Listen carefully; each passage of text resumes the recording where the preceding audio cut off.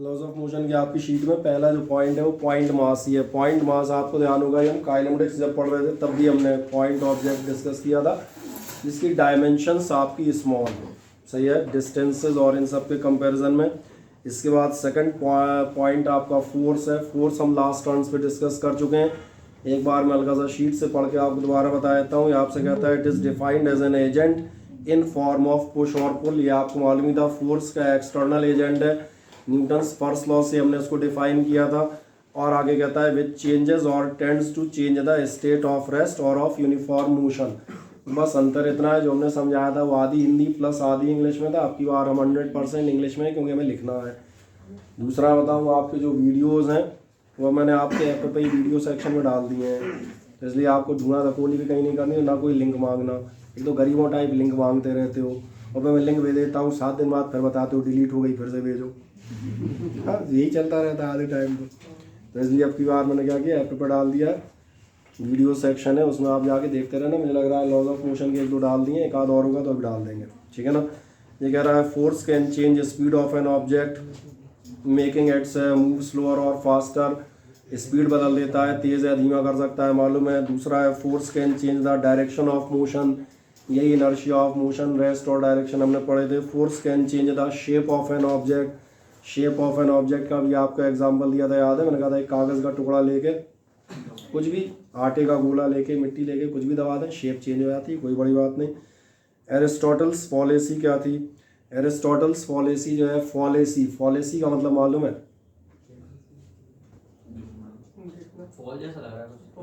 गलत अवधारणा इसको हम कह सकते हैं, इसलिए फॉलेसी कहलाती है।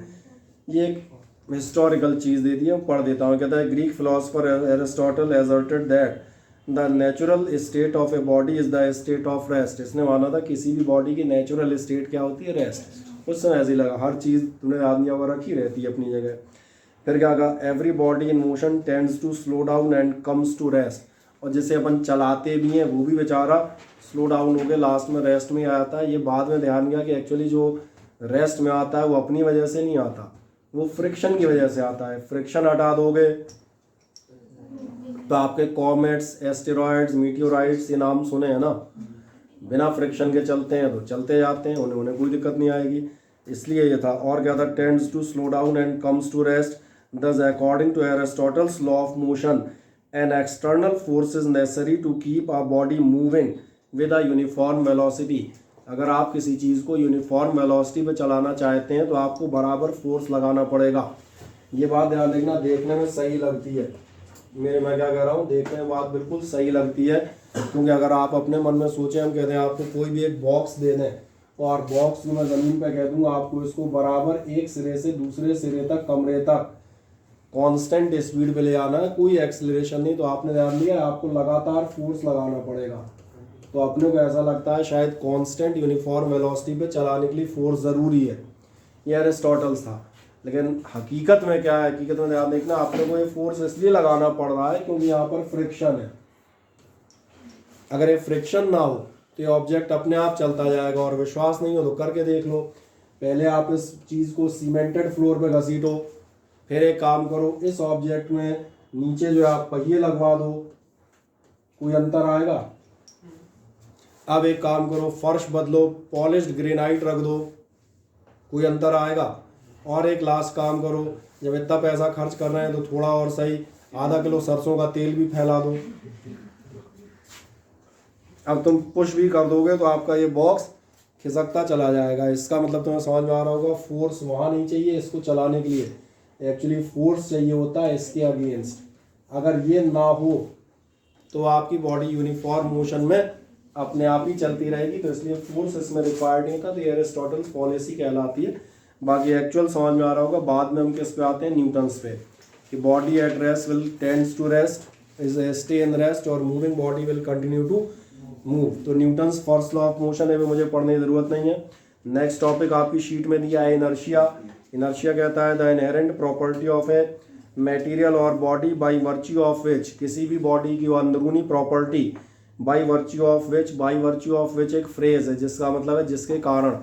आगे बताता है it can not change by itself its state, ये अपनी स्टेट को खुद चेंज नहीं कर सकता। एक्सटर्नल एजेंट चाहिए जो फोर्स कहलाएगा, वो बाद में चर्चा में आएगा।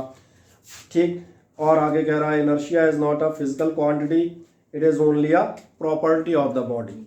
क्या है, क्लियर है, बढ़िया। फिर इनर्शिया ऑफ रेस्ट दिया है, एग्जाम्पल दिए हैं, वही बस में खड़ा हुआ आदमी आगे गिर जाता है, सही है ना। फिर इनर्शिया ऑफ मोशन आपका दिया है, इसमें ये सारे मैं एक्सप्लेन कर चुका हूँ एंड आई होप सो मैंने अच्छे समझाए थे। मैं अच्छा टीचर में यार, हाँ बस यार बात कर नहीं हूँ क्या, ऐसे देख रही शंका की नहीं जी जी, अच्छे टीचर कब से हो गए। चले, इनर्शिया ऑफ मोशन भी आपकी, इनर्शिया ऑफ मोशन क्या है, it is the inability of a body to change itself its state of uniform motion. Uniform motion की स्टेट अपने आप चेंज नहीं कर पाएगी। बढ़िया एग्जांपल तो मालूम ही है, एथलीट थोड़ी देर दूर दौड़ता है, आपका हम कहते हैं लॉन्ग जंप के लिए, एक शायद बस वाला एग्जांपल होगा, एक आध और होंगे, देख लेना कौन से, तो बुक्स पलटोगे तो और 8-10 निकल आएंगे। इनर्शिया ऑफ डायरेक्शन दिया हुआ है, अपना डायरेक्शन खुद चेंज नहीं कर पाएंगे। वो एग्जांपल आपके कौन से हो सकते हैं, व्हीकल जो है अगर कीचड़ से निकलेगा तो उसके छींटे आपके कैसे आते हैं, टेंजेंशियली, मडगार्ड लगाए जाते हैं, तो ये आप पढ़ लेंगे, मैंने एक्सप्लेन कर रखे हैं, कोई दिक्कत हो तो मुझे बताना। देन इसके बाद आता है लीनियर मोमेंटम। लीनियर मोमेंटम सबको आता है, इन शॉर्ट बताऊं, जो आपने लिखा है, कहता है linear momentum of a body is the quantity और amount of motion. Am I right, यही हम पढ़ा रहे थे। फिर आगे है mathematically it is product of the mass of the body and its velocity. बाकी दो फॉर्मल चीज़ें लिखी हैं फॉर्मल चीज़ें क्या होंगी, यूनिट और डायमेंशन, सही है, ओके। अगर दो ऑब्जेक्ट आपके डिफरेंट मास के हैं और डिफरेंट मोमेंटम है तो क्या होगा, दो ऑब्जेक्ट हैं और हमने कहा डिफरेंट मासेस हैं और उनके मोमेंटम सेम है, किसकी वेलोसिटी ज़्यादा होगी किसकी कम, कॉमन सेंस लगाते हैं। और वो कहाँ से लगाएंगे आप, वो यहाँ से लगाएंगे कि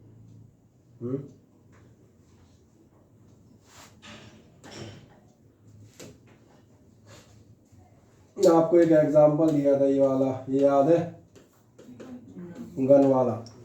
आपसे कहा था ये आपकी बुलेट और ये आपकी गन, क्या आपका ध्यान जाता है, दोनों का मोमेंटम सेम है, एक भारी है और एक हल्का है। जो भारी होगा उसकी स्पीड कम होगी और जो हल्का होगा उसकी स्पीड ज़्यादा होगी, क्योंकि प्रोडक्ट आप देखेंगे दोनों का कैसा है, सेम। और अगर कहीं दोनों वेलोसिटी बराबर हो जाती तो हत्या और आत्महत्या दोनों केस एक साथ दर्ज हो जाती।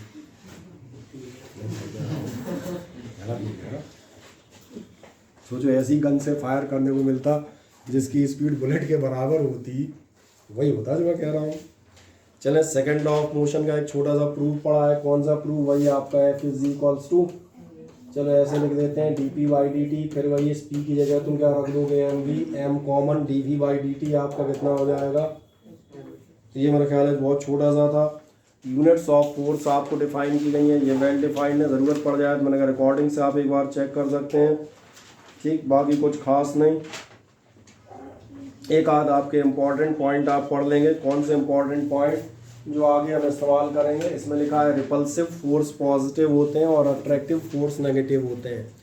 ऐसा क्यों माना जाता है, ध्यान जा रहा है, क्योंकि फोर्स हम वो मान के चलते हैं जो एक्ट करेगा तो कहीं ना कहीं डिस्टेंस बढ़ाएगा, तो इसलिए ध्यान देखना, जब दो आप मान के चलें, सपोज करता हूँ 2 प्रोटॉन ही ले लो और एक बार एक प्रोटॉन और एक इलेक्ट्रॉन ले लो, क्या तुम्हारा ध्यान जाता है, ये दोनों एक दूसरे को रिपेल करेंगे। रिपेल करेंगे मतलब आपके बीच का डिस्टेंस कैसा होगा, बढ़ेगा, इसलिए मैंने माना ये फोर्स कैसा है, पॉजिटिव।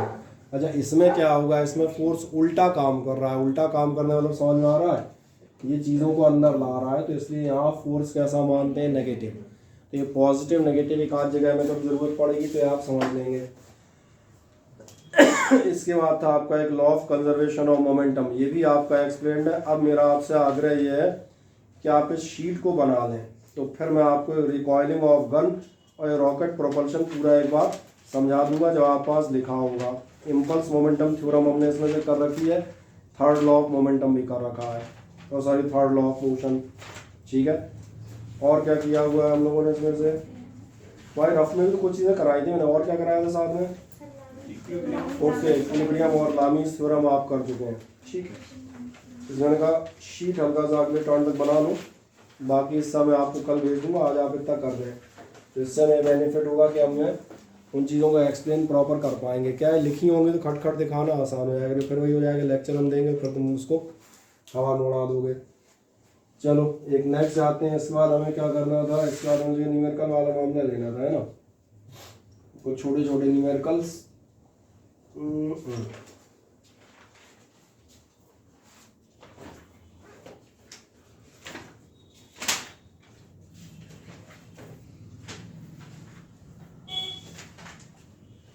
कुछ सवाल शायद लास्ट टाइम में किए थे तुमने, कौन से किए थे,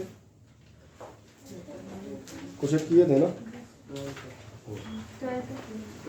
सिंपल सिंपल क्वेश्चन थे, कुछ ज़्यादा हम बता दें इसमें टफ क्वेश्चन अभी है नहीं कहीं से कहीं तक। इसके सारे क्वेश्चन आप देखना बहुत सामान्य से उस पर बेस्ड हैं। और मैं देख लेता हूँ 8-10 कर लिए थे, कितने क्वेश्चन किए थे, 12। तो चलो मैं सीधा 11वां खोल लेता हूँ। जरा देखें, ये था डिस्क ऑफ मास, बढ़िया मार्बल्स इस पे आप नीचे से फेंकते हैं, ये वाला आपने कर लिया था, है ना। और एक और क्वेश्चन पे चले जाते हैं। इस बार 12th क्वेश्चन था body of mass 1 kg initially at rest explodes into 3 fragments. ये भी हमने किया था। 3 फ्रेगमेंट्स अगर आपके हैं तो ज़रूरी है कि अगर आपके 2 यहाँ कहीं जा रहे हो तो तीसरा कहाँ जाना चाहिए, तीसरा जाएगा इनके इक्वल एंड अपोजिट। तो पहले तो इन दोनों का रिजल्टेंट निकाला था, फिर मैंने कहा तीसरा कहाँ भागेगा, तीसरा इसके इक्वल एंड अपोजिट भागेगा। तो अब इन दोनों का टोटल मोमेंटम दोबारा आपका 0 हो जाएगा। तो मेरे ख्याल है कंप्लीट कर दिया था क्या ये क्वेश्चन, बढ़िया, okay. Then we will move for the next question. ये आपसे कह रहा है mass of 5 kg is acted upon by a force of 1 newton starting from the rest, how much distance covered by the mass in 10 second.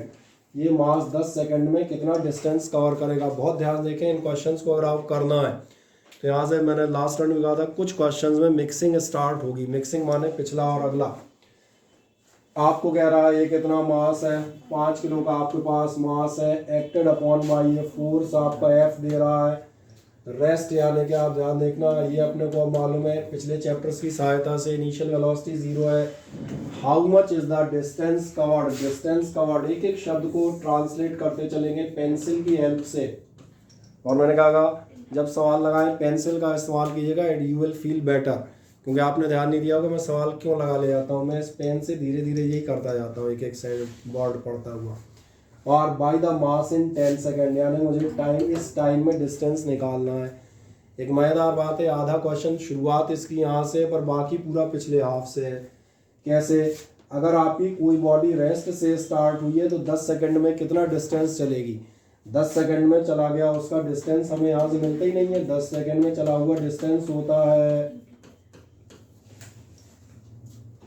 अब सवाल करने से पहले हम एक बार क्रॉस चेक कर लेंगे, क्या यू दिया हुआ है, क्या टाइम दिया हुआ है, क्या ए दिया हुआ है, सही कह रहे हैं। तो ए नहीं दिया तो कोई बात नहीं, नहीं दिया तो कुछ तो दे रहा होगा। ये वाला चैप्टर भी तो पढ़ा है भाई, ये वाला चैप्टर पढ़ा है तो फोर्स और एम दे रहा है। तो चलो मैं, वैसे तुम वैल्यू रख सकते हो, मैं तो एक अगली वैसे ही सिंपल लाइन लिख देता हूँ। आप क्या कह सकते हो, यू टी प्लस, यानी मैंने हम कह दें बजाय न्यूमेरिकल के थोड़ा डेरिवेटिव फॉर्म में कर दिया, कोई दिक्कत तो नहीं है। आप चाहें तो डायरेक्ट वैल्यू रखते भी कर सकते हैं, और ऐसा रख लोगे तो अगली बार हो जाएगा। कितना हो जाएगा, ये हो जाएगा 0 प्लस हाफ एफ और एम। देख लें एफ और एम कहाँ गए, एफ 1 एम है कितना है 5 kg, और इंटू टी स्क्वायर मतलब चलो ठीक है 10 स्क्वायर कर देते हैं। मेरे ख्याल है आपका कितना हो जाएगा 10। कर दें मजे से इस क्वेश्चन में, कोई समस्या नहीं, कहीं प्रैक्टिस हो जाएगी आपकी बढ़िया।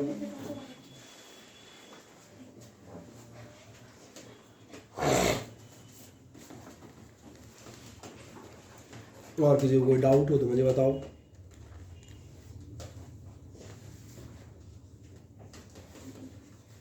बस नोट्स में क्या कहूँगा, कोशिश करना आप जो है साथ में लिखते जाएंगे, और डेरिवेशन तो मैं आपको कंप्लीट कराऊंगा। एक्चुअली क्या है, थ्योरी है वो पैसेंजर फॉल्स बैक, इसमें अपन सोच रहे हैं कि इसमें अपन उतना समय ना ख़राब करें, एक्सप्लेन करने लिखने का तो एक बार अपने मन से कर दो, तो थोड़ा सा अपने पास टाइम बच जाएगा, तो उसका अपन यूटिलाइजेशन ही करेंगे कहीं ना कहीं, ठीक है ना।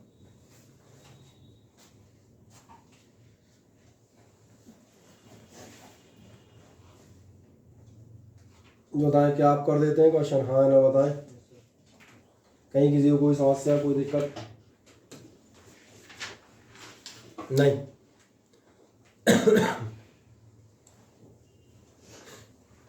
हो गया?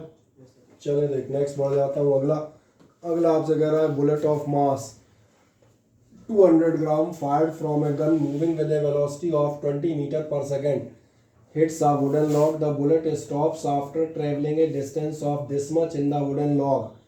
Calculate the retarding force exerted by the log on the bullet. अटपटा क्वेश्चन लगता है कुछ, है ना? कैसा लग रहा है, कहाँ से हो सकता है? जरा सोचो क्या क्या दे रहा है। बढ़िया, बुलेट का मास दे रहा है, बिल्कुल सही आप जा रहे हैं। पहले तो ये देख लो दिया क्या है, from a gun moving with velocity 20 metre per second, ये इसकी वेलोसिटी दी है। अभी फिलहाल मैंने वी लिख ली। हिट से वुडन लॉग माने तो मालूम है क्या कहते हैं, लकड़ी का वो लट्ठा हिंदी में कहा जाए। द बुलेट स्टॉप्स सुन के हमें ध्यान आया कि चलो एक काम करें, इसको अपन वी बदल के, तो क्या होता है धीरे धीरे क्वेश्चन पढ़ोगे तभी समझ में आता है। इसको यू कर लें तो यहाँ से अपने को क्या मिल जाएगा, यहाँ से मिल जाएगा वी बराबर 0 after travelling A distance of 40 centimetre, यानी आपको कहीं ना कहीं डिस्टेंस भी दे रहा है। और इतना देख के तो दिख रहा होगा वी यू और एस वाला मामला है, तो पुराने चैप्टर की, हाँ समझ में आ रहा है। तो अपन एक काम करेंगे, अपन उधर से ही स्टार्ट करेंगे। अपन एफ बराबर एम ए से स्टार्ट ही नहीं करते, इस चैप्टर को हम बाद में लाते हैं कि बाद में पढ़ा है ना, भाई कौन सा पूरा पढ़ लिया, पिछला पूरा पढ़ा हुआ है। इसलिए हम उसको कर सकते हैं वी स्क्वायर बराबर आपका कितना होगा, you square plus 2as। We आपका 0 है, बुलेट रुक गई है। शुरुआत में कितनी स्पीड पे चल रही थी, 20 मीटर पर सेकंड पे, प्लस 2 और साथ में a, और डिस्टेंस हमारा है 40 नहीं है। मैं दोहराऊंगा, ये ध्यान रखिएगा, यहाँ से लेकर 12th तक आप जितनी भी गलतियाँ करेंगे तभी करेंगे जब आप यूनिट नहीं बोलेंगे, 40 सेंटीमीटर बोलेंगे, एवरेज डाल लीजिएगा, कभी गलत नहीं करोगे। समझ आ गया? होगी ही नहीं गलती कभी भी। डिस्टेंस ऑफ 40 सेंटीमीटर, मुझे ऐसा लगता है कि अगर आप इसको सॉल्व करें so you will get S is equals to minus something. आपको ए बराबर माइनस मिल जाएगा जो रिटार्डेशन बता रहा है। मेरी बात समझ में आ रही है? और जैसे ये ए मिला वैसे ही आपको समझ में आ गया होगा हम रिटार्डिंग फोर्स कैसे निकाल सकते हैं। तो रिटार्डिंग फोर्स निकालने का इस चैप्टर से जो पार्ट है वो तो बहुत सिंपल है।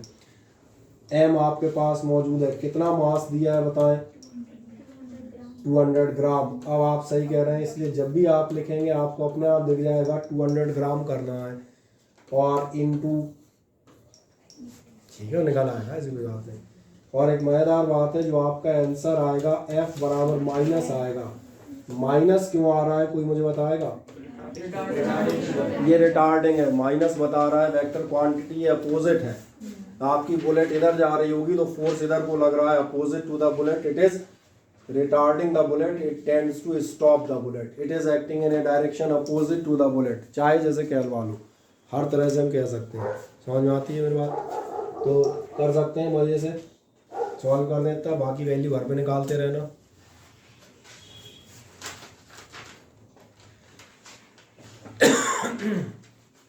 तो कोई समस्या हो तो मुझे बताओ।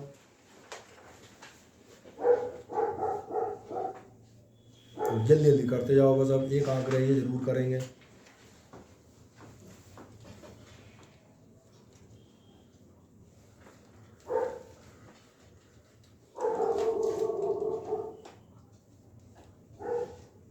कर दिया, हाँ ना बताएं, मैं इतना नोट कर दूँ, कैलकुलेट करते रहना मजे से। नेक्स्ट आपसे कह रहा है कार ऑफ मास 1000 kg। फिर हमने कहा आप मुझे यहाँ से लेकर 12th तक देखना, अगले 12, 13, 14 महीने जो भी आप पढ़ेंगे आपको एक महीना बात नजर आएगी। मैं सवाल सबसे सिंपल तरीके से कराता हूँ, और इसलिए कराता हूँ, मैं आपको बेसिक बता देता हूँ, सवाल को पहले समझो। मास एम आपको दिख जाए, moving with a speed of this much kilometre per hour दिख जाए on a level road, calculate the retarding force to stop the car. ये क्वेश्चन हमने फर्स्ट चैप्टर में बहुत सारे किए थे, मैंने कहा था लैंग्वेज भैया उस समय सीखनी है। Stop the car, final velocity 0 है, ये यू हो गई, इन ए डिस्टेंस ऑफ 50 मीटर। मुझे लगता है आप इस क्वेश्चन को कर सकते हैं, नहीं कर पाओगे क्योंकि आपको फिर वही करना है, यू वी एस दिए हैं, मैं सिंपल हिंट लिख देता हूँ, आप निकालेंगे वी स्क्वायर बराबर यू स्क्वायर प्लस 2as। इससे आप कैलकुलेट करेंगे ए, और नेक्स्ट स्टेप आप बता देंगे F is equals to M A. Just पिछला क्वेश्चन है, और इस ढंग से सवाल करना जिस दिन आपको समझ में आ गया तो आपको सवाल सॉल्व नहीं करने पड़ेंगे, क्योंकि यार अब ये थोड़ी ना करने बैठोगे 20 का स्क्वायर कितना होता है, ठीक है इतने में ही सवाल हो गया, हो जाएगा हमें मालूम है। तो जल्दी जल्दी होते हैं, आप ज़्यादा क्वेश्चंस कर सकते हैं। आप किसी को कोई समस्या आ रही है तो मुझे बताएं। दूसरा मुझे बताएं, इनिशियल स्पीड में एक खास बात दिख रही है? हाँ, ये ध्यान रखिएगा। इसीलिए ये पुरानी बातें हैं जो मैंने कहा याद दिला दी जाती हैं एक दो बार, कि यू 36 मत रख दीजिएगा, आप रखेंगे कितना? हाँ 10, क्योंकि 18 2 जा और 2 5 जा 10, आप सही कह रहे हैं। इसको आप कर सकते हैं। नेक्स्ट एक क्वेश्चन में बढ़ता हूँ। ये आपसे कहता है body of mass this with speed of this, calculate the time taken body to come to rest when a constant force is this much applied on it. चलो कोई आदमी मुझे सजेस्ट करो, how can I solve this question, करो suggest फुर्ती से। बिल्कुल सही आप कह रही हैं, एक्सेलरेशन आ जाएगा F is equals to M A से। फिर क्या करेंगे? आपकी बात बिल्कुल सही है, हम निकाल लेंगे A is equals to F by M, ठीक है ना? बिल्कुल सही। इसके बाद ये ध्यान रखिएगा, एस बराबर U T plus half A T square लगना है कि वी बराबर यू प्लस ए टी। ये अपन ने पूरा चैप्टर 100 सवाल इसीलिए कर रखे हैं पहले से ही, क्योंकि हमें दिख जाता है moving with a speed of this much, ये यू दिया है, टाइम निकालना चाह रहा है, calculate the time taken, time बराबर क्वेश्चन मार्क, और बॉडी कम टू रेस्ट, अरे बॉडी कम टू रेस्ट का मतलब है v बराबर 0, खत्म। इसलिए आपका सवाल हो गया, आप सही कह रहे थे। अगले स्टेप में हम क्या करेंगे, v is equals to u plus A T लगा देंगे, दैट्स ऑल। मुझे नहीं लगता कोई दिक्कत किसी को होनी चाहिए, हो तो मुझे बताओ।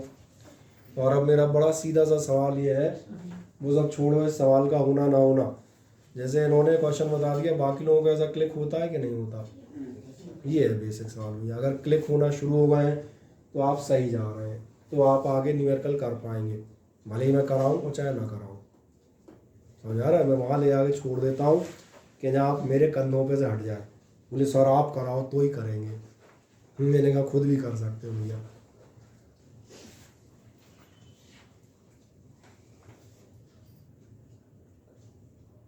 समझ में आ जाता है कम्प्लीटली? हाँ है ना, कोई दिक्कत? बढ़िया। एक और हम ट्राई करते हैं अगला, आए पढ़ें आराम से, बड़े मज़े से पढ़ें। अच्छा एक चीज़ और याद दिलाओ, इस क्वेश्चन के लिए अपने पास एक शॉर्टकट भी था, वो याद है? अगर कभी फोर्स और टाइम दिए हो तो अपने पास एक इम्पल्स मोमेंटम थ्योरम होती है, मुझे ध्यान आया, बता नहीं सो रहा है फिर भूल गया। आप चाहे तो इसको डायरेक्ट भी निकाल सकते हो, एफ टी बराबर कितना होगा एम, और आप इसको लगा दोगे तो आप देखना आपका जल्दी निकल आएगा, एक ही लाइन में अगली लाइन में निकल आएगा। तो इसका मेथड नंबर 2 आप शो कर दीजिएगा। जब भी कभी ऐसे क्वेश्चन आए जिनमें यू वी टी का इस्तेमाल हो रहा हो, so you can go for the shorter method, that means the impulse momentum theorem also. ये तो मेथड है ही, वो भी हो सकता है।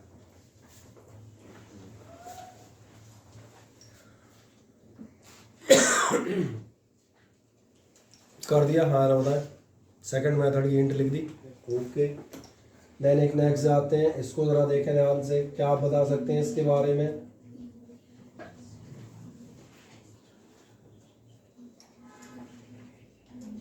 आराम से सवाल देखें मज़े से, क्योंकि अपन अब सॉल्यूशन नहीं करेंगे। अब जैसे जैसे आप आगे आएंगे आप देखना मैं कैलकुलेशन बंद कर दूंगा, क्योंकि एरिथमेटिक्स पढ़ाना मेरा दायित्व तो नहीं है। एरिथमेटिक्स मतलब समझते हो ना, 20 का स्क्वायर माइनस 10 का स्क्वायर, हम कर रहे हैं 400 माइनस 100 बराबर 300। मेरा दायित्व है फिजिक्स, उसको मैं पूरे उससे निभाऊंगा। पढ़े आराम से। क्या लगता है?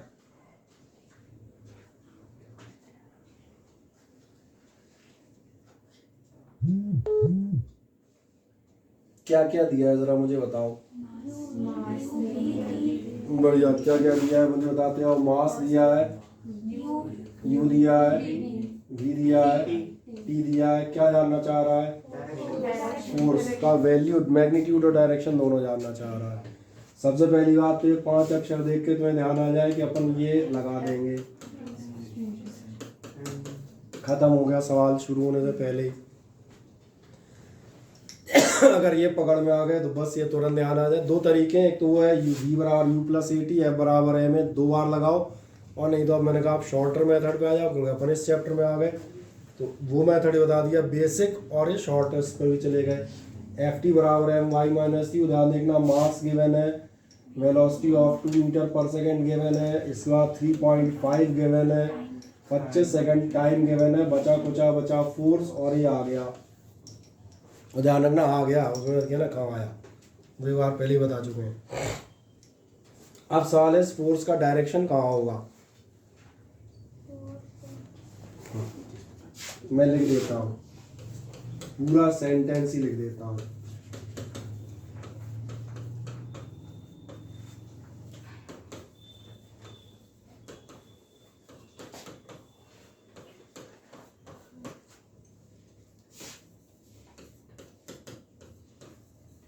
क्या थी, जब बॉडी थी।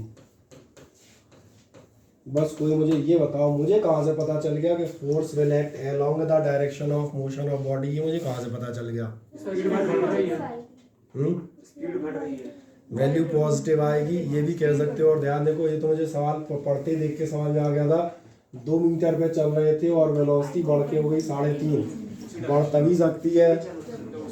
अच्छा, उल्टा भी हो सकता था, अगर 3.5 होती और 2 रह जाती तो मैं यहाँ डिक्लेयर कर देता अपोजिट। ये पिछले क्वेश्चन में नेगेटिव आया था ना, मैंने कहा था नेगेटिव ही शो करता है कि आप अपोजिट जा रहे हैं।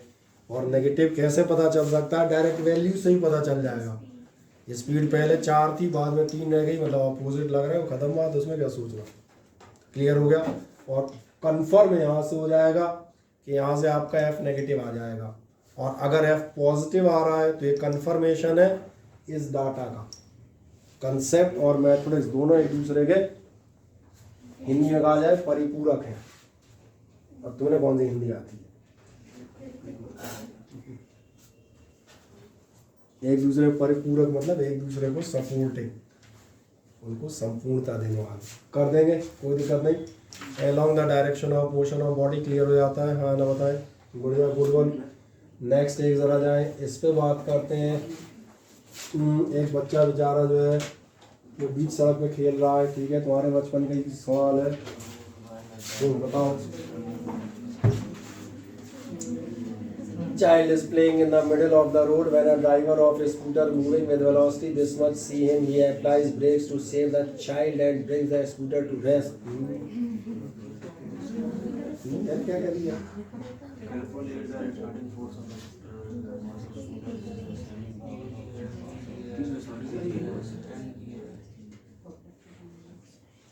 चलो बताओ, किसी ट्यूबलाइट चल रही हो तो जरा बताओ तरीका लगाने का। इम्पल्स मोमेंटम थ्योरम से आ जाएगा। सही कह रहे हो कार्तिक, बिल्कुल बिल्कुल सही जवाब है। क्योंकि चाहे स्कूटर वाला हो चाहे पल्सर वाला हो, उसको छोड़ो और ना इस बच्चे को देखो जो बीच रोड में खेल रहा है। तुम तो ये देखो कि स्कूटर वाला चल रहा था moving with velocity 10 metre per second, यानी आपको यू दिया है, देख लिया नहीं देखा, हॉर्न बजाया, वो सब कहानियाँ हैं। जैसे तुम्हारे पेपर में कई बार केस स्टडी आती है, इसी को और इतना लंबा कर दूंगा। He sees and presses the horn, but the child doesn't hear him. तो केस स्टडी हो जाएगी, यहाँ तक आ जाएगा। हाँ, तो ये होता है ना, केस स्टडी कुछ नहीं होती, यही होती है। अब जाएंगे applies brakes to save the child and bring his scooter to rest.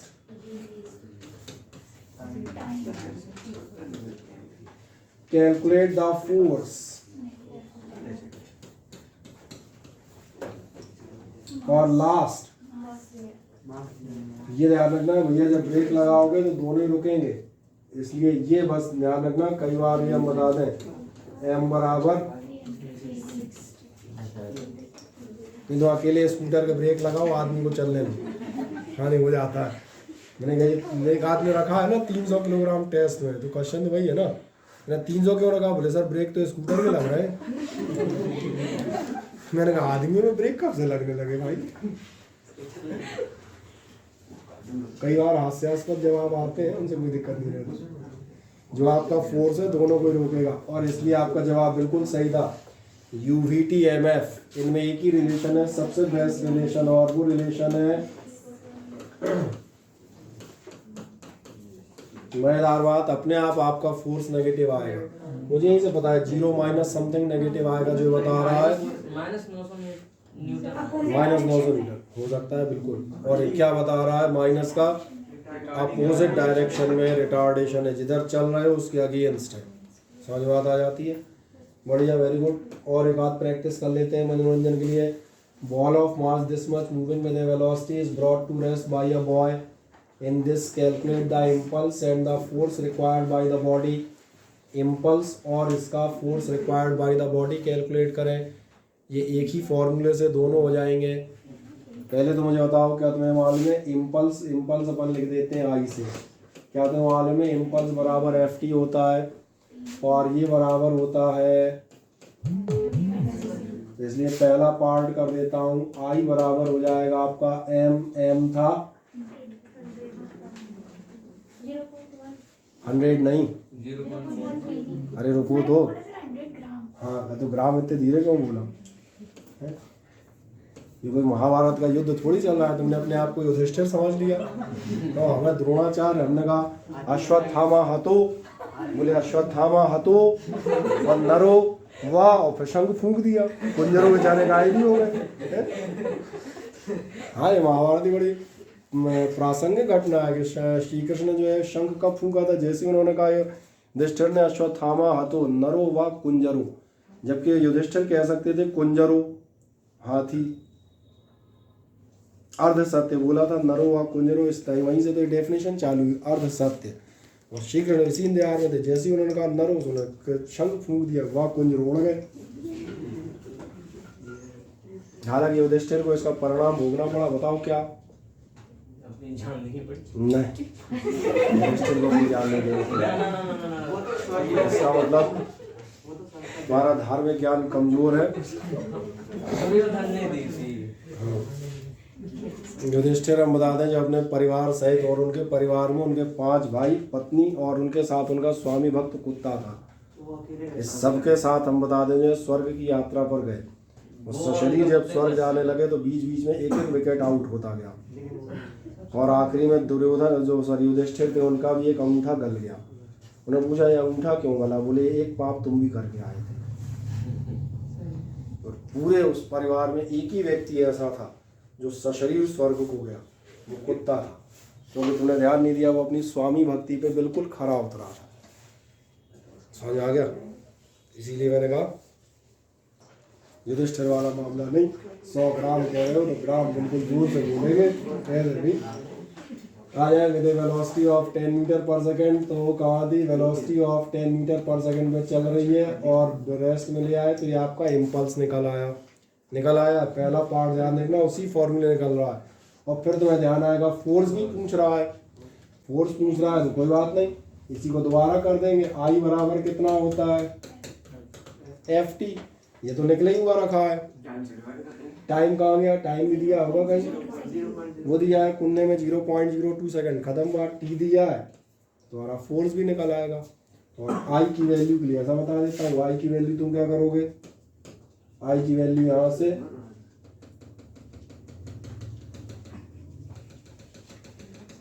इसको मेथड ऑफ सब्स्टिट्यूशन कहते हैं। बस खत्म हो गया सवाल।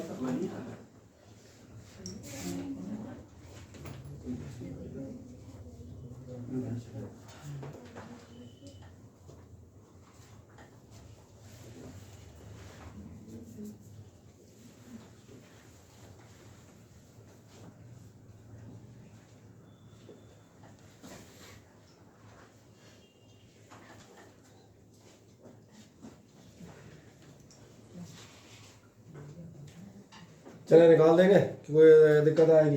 निकाल ही दिया होगा यार इतनी देर में। वो तो 1 हो जाएगा।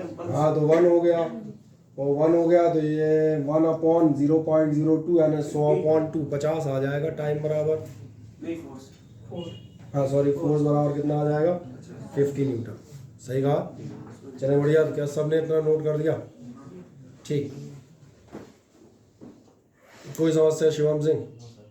अरे होगी यार, तुम कभी कभार तो आते हो, तो समस्या क्यों नहीं है? अरे ऑनलाइन भी नहीं देता। वाह, चलो एक नेक्स्ट आ जाए। A glass ball whose mass is this much falls from a height of this and rebound to a height of 10 meter. आपकी रिबाउंड होती है हाइट ऑफ 10 मीटर तक। Find the impulse and the average force between the glass ball. ये मुझे थोड़ा सा बताना पड़ेगा, इसके लिए आप ध्यान से देखें। मैं इसको दो पार्ट में इसका फिगर आपको बना देता हूँ। दो पार्ट का मतलब ये है, ध्यान से देखें। मैं माने चलता हूँ ये बॉल यहाँ आई और मैं अलग से बना रहा हूँ और ये रिबाउंड हुई। समझ में आ रहा है? अलग ये मत कहना कि अलग रास्ते से क्यों गई, तो इसलिए बनाया था। तो देखें एक में खिंच काटूंगा तो क्या समझ में आएगा। ये आना और जाना दोनों बना दिए। बॉल का मास आप देखें दिया हुआ है, बाद में देख लेंगे। Falls from a height of 40 metre. ये कितनी हाइट से गिर रही है? ये 40 मीटर की हाइट से गिर रही है। और ये जानना क्या चाहता है? ये इस जगह पर इम्पल्स जानना चाहता है। क्या आपको ऐसा याद है? इम्पल्स हम जिस ढंग से निकाल सकते हैं वो ढंग है, इम्पल्स बराबर होता है एम वी माइनस यू, और वही बराबर एफ टी होता है। कोई दिक्कत नहीं। जब आप जाएंगे मास दिया है, वी और यू की ज़रूरत पड़ेगी। एक मज़ेदार बात है, ध्यान देखना, यहाँ का यू तो हमें नहीं मालूम आने का, और जाने की वेलोसिटी मालूम है। जाते समय इसकी इनिशियल वेलोसिटी 0 होगी। सही कहा ना, 0 वेलोसिटी। क्या इतनी होगी कि नहीं होगी? ठीक है। अगर इसी वेलोसिटी 0 कर दोगे तो ऊपर जाएगी कैसे?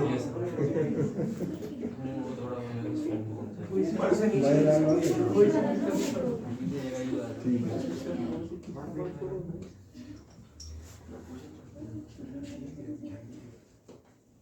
अरे अब की बार ये कहाँ तक गई है? तो ये मैंने कहा ये गई है 10 मीटर, और यहाँ मैंने मान ली वेलोसिटी कितनी है? v। ध्यान रखना, नोटेशन संभाल के लिखना, क्योंकि अभी एक दिक्कत आएगी आपको। अब ध्यान से देखें, ये फिगर समझ में आ गया आपको? हमारे पास m मौजूद है इन v और e की, केवल अपने को कैलकुलेशन करनी है। आए मैं इसमें नंबर 1 बताता हूँ, वेलोसिटी ऑफ फॉल। एक्चुअली मैंने कहा नोटेशन, इसलिए ध्यान देखना। वेलोसिटी ऑफ फॉल जब हम लेते हैं तो हम फॉर्मूले में v बराबर √2gh लिखते हैं, लेकिन यहाँ पर अपन इसको u मानेंगे क्योंकि इस समय टकराने की इनिशियल वेलोसिटी है। तो u बराबर कितनी हो जाएगी? ध्यान जा रहा है? अब आप कहेंगे ये फॉर्मूला कहाँ से आया? तो ये फॉर्मूला आता है आपके मोशन अंडर ग्रेविटी से। जिन्हें फॉर्मूला ना याद आए उनके लिए भी मेरे पास है। मैंने कहा पढ़ा होना चाहिए बेसिक। वो कहाँ से निकाल लेंगे? यहाँ से निकाल लेंगे। अब दिक्कत भाई, ये वी स्क्वायर बराबर यू स्क्वायर प्लस 2gh करोगे दिक्कत आ जाएगी। तो मैं बताता हूँ, वी स्क्वायर बराबर यू स्क्वायर प्लस 2gh से करेंगे। इसमें ध्यान रखना ये u, और मैं ये मान के चलता हूँ u कौन सा? ग्राउंड वाला। ये बराबर होगा 0, दिख रहा है 0। यहाँ से आपने उसको फॉल फ्रीली लिया था, तो फिर आपका आएगा प्लस, इसलिए मैंने कहा यहाँ से निकला था। तो मैंने कहा जितने फॉर्मूले फैलाओगे उतने ही तुम नोटेशंस में कंफ्यूज होते जाओगे, कौन सा यू कौन सा था, वो इधर आने वाला यू था कि गिरने वाला यू था। इसलिए मैंने कहा अगर आपको ध्यान है तो बेहतर है। कितना निकाल आएगा? यू बराबर, चलो निकाल लोगे, निकाल ही देता हूँ। कितना है? u2 × 10 और × 40। ठीक है, 800 का अंडर रूट जो भी होगा निकल आएगा, कोई दिक्कत नहीं। मेरा ख्याल है 400 का रूट निकल सकता है, 20√2 निकल आएगी। अब इसका हम चले जाते हैं पार्ट 2। ऊपर जाते समय इसकी वेलोसिटी कितनी होगी? क्या आपको ध्यान है? जो हाइट होती है ये होती है u²/2g होती है। अब हम यहाँ पर u की जगह इसको क्या क्या मान लेंगे? क्योंकि हमने नोटेशन अपना क्या रखा हुआ है? v। इसलिए मैंने कहा था नोटेशंस में इस क्वेश्चन में सतर्क रहना। ये ऐसा क्वेश्चन है जो ज्ञान नहीं, नोटेशंस की वजह से कंफ्यूजन क्रिएट कर देगा। h आपको कितनी दे रहा है? ये दे रहा है 10 मीटर। v स्क्वायर हमें निकालनी है और अपॉन 2g यानी कि 2 × 10। तो ये आपका इसका मतलब v बराबर कितना हो गया? ध्यान जा रहा है? √200 हो जाएगा। √200 का मतलब 10√2। चलो यहाँ तक आ जाओ, हल्का सा फिगर बना के फिर हम आगे जाएंगे मजे से। क्योंकि क्वेश्चन तो हमारा वैसे हो गया, हमसे बता।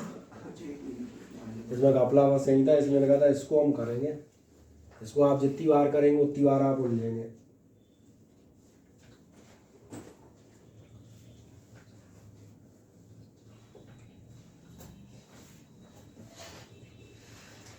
उलझोगे क्यों, क्यों समझ में आ गया है? तो जिसे अपन v मानते हैं वो u से लिखा है, जिसे u मानते हैं वो v से लिखा है।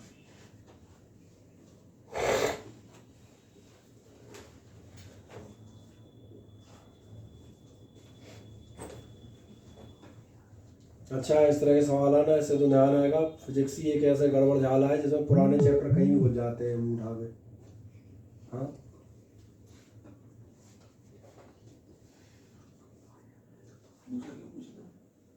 बोलो, मुझे पूछो क्या कह रहे हैं।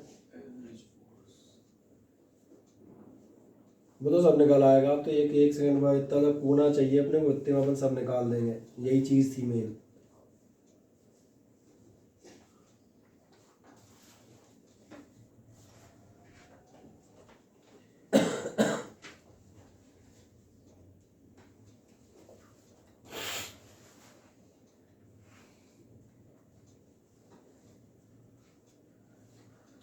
और इसे समझ में आ रहा होगा हमें इस टाइप के रफ फिगर क्यों बनाने पड़ते हैं एग्जामिनेशन में भी, ताकि हमें खुद को समझ में आ जाए कि हम निकाल क्या रहे हैं।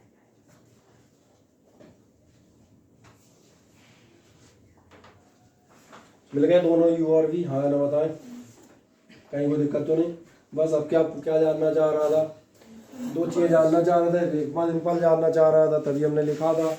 आ जाए पहला पार्ट, जैसे आप उठाएंगे पहला पार्ट आप क्या बताएंगे, इम्पल्स बराबर कितना है एम वी माइनस यू। तो आई बराबर मास कितना था इसका 10 ग्राम, और मास 10 ग्राम था, तो ये हो गया आपके इंटू वी है हमारा कहाँ हो गया 10√2, और माइनस यू आपका था 20√2। अब कहाँ लिखूँ, कितने में बन जाएगा? ब्रैकेट भी तो बंद करना है।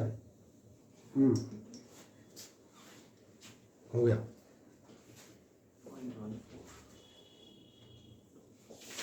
कर लोगे, 10√2 बचेगा, कैंसिल कर लेना 0.14। हाँ, क्योंकि √2 की वैल्यू 1.414 होती है, बात सही है। पहले तो देख लें क्या आ जाता है। पहला पार्ट आपको इम्पल्स मिल गया, और अगली बार एक काम करना, अगली बार इसी आई बराबर रख देना F dot T, F dot delta T. Impulse हमारे पास है ही। कॉन्टैक्ट टाइम दिया होगा क्वेश्चन में, कितनी देर तक कॉन्टैक्ट रहा, अभी उस क्वेश्चन को निकालते हैं एक सेकंड में। क्या इतना आपने आई बराबर निकाल लिया? बस टाइम ऑफ कॉन्टैक्ट क्वेश्चन में पढ़ने, when they are in contact is 0.1 second time दिया है, तो मतलब आपका आई बराबर हो एफ बराबर हो गया, सीधा ऐसा लिख देता हूँ मैं शॉर्टकट में, एफ बराबर हो गया कुछ तो भी जो भी आया हो, और अपॉन 0.1 न्यूटन।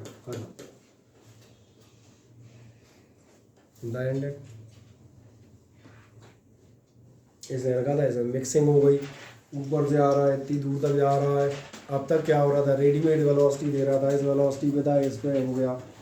ये वो क्वेश्चन है जिसमें आपको दोनों वेलोसिटीज कैलकुलेट करनी पड़ेंगी, किससे आया और किससे गया, बस और कुछ नहीं। क्या क्वेश्चन हो जाएगा अब? बोलो अंश कुमार, कोई समस्या? कर लेंगे, चले और एक देख लेते हैं आपके लिए। Bullet of mass this much, moving with this much, brought to rest in this much. अरे इसमें इम्पल्स ऑफ एवरेज फोर्स क्या बताओगे? सड़ा क्वेश्चन है, एक नंबर लायक नहीं दिख रहा। इम्पल्स ये कभी पिछले वाली क्वेश्चन है ना, इम्पल्स चाहिए तो ये हो गया मास, ये हो गया आपका u, ये हो गया आपका v। इम्पल्स बराबर एम वी माइनस यू, और लास्ट में आई बराबर एफ टी रख दो तो फोर्स निकल आएगा, खत्म। अब इसको छोड़ दें, ठीक। चलें, क्या था, batsman deflects a ball by an angle of 45 degree. ये अच्छा क्वेश्चन है। Without changing its initial speed which is equal to 54 kilometre per hour. आपकी स्पीड कितनी दी है? आपकी इनिशियल स्पीड दी है 54 किलोमीटर पर आवर। तो मैं याद दिला देता हूँ, ये हो जाएगी 54 इंटू 5/18, यानी कि 15 हो गया, 15 मीटर पर सेकेंड। ये हमने निकाल लिया। अब ये क्या कह रहा है, batsman deflects a ball by an angle of 45 degree. यहाँ ध्यान देखें, ये रहा आपका, मान चलो बैट्समैन का बैट, लेट इट भी कैसा भी बना सकते हो, ऐसा ऐसा हम ऐसा बना रहे हैं इससे जल्दी समझ में आए। ये आपकी बॉल आने वाली,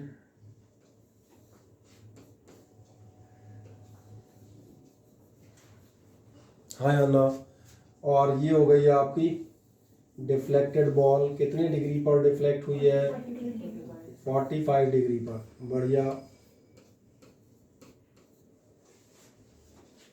बना दे फिगर।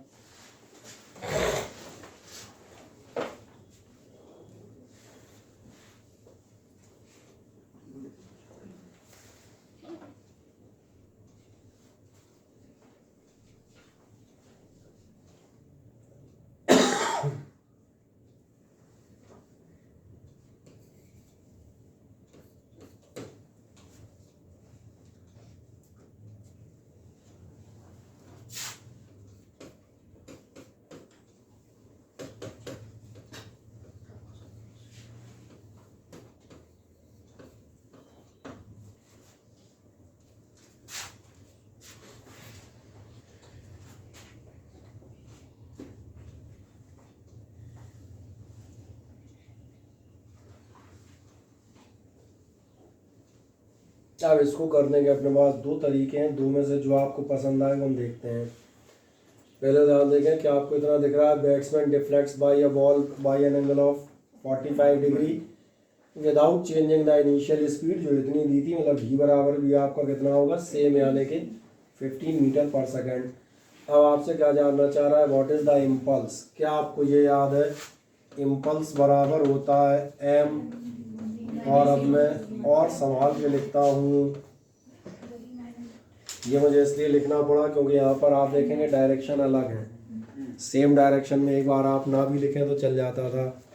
मुझे बताएं क्या आप v माइनस यू कर सकते हैं, कैसे मुझे बताएं। v स्क्वायर माइनस नहीं v square plus u square minus 2u v cos theta, समझ में आ जाता है।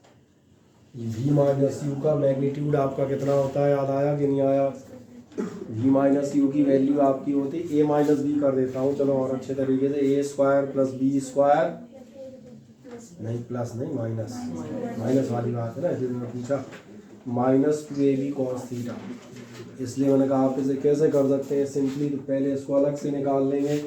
हम क्या बताएंगे, v माइनस यू की वैल्यू आपकी कितनी होगी, ये होगी अंडर रूट ऑफ, अब ए स्क्वायर बी स्क्वायर नहीं लिख रहा है इसमें, कहता है ये फिजिक्स है, कोई भी चैप्टर कहीं भी मुंह उठा के उसे आएगा, ठीक है ना।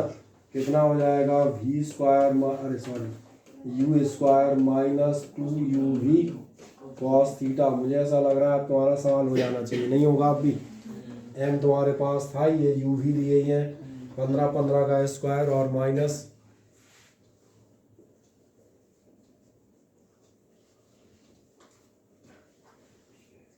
ठीक है। अब तुम जो छोटी सी गलती करोगे उसको भी मैं तुम्हें बता देता हूँ, पहले तुम इतना कर दो फिर देखेंगे।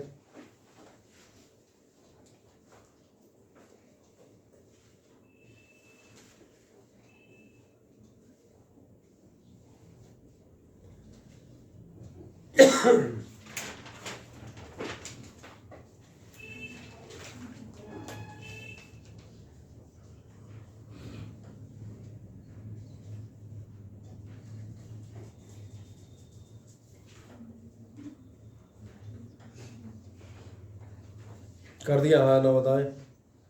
आज जो गलती बताने आ रहा था वो मैं बता देता हूँ, क्या करोगे, थीटा कितना रखोगे, 45 रखोगे, 135 रखना, 135 हिंदी में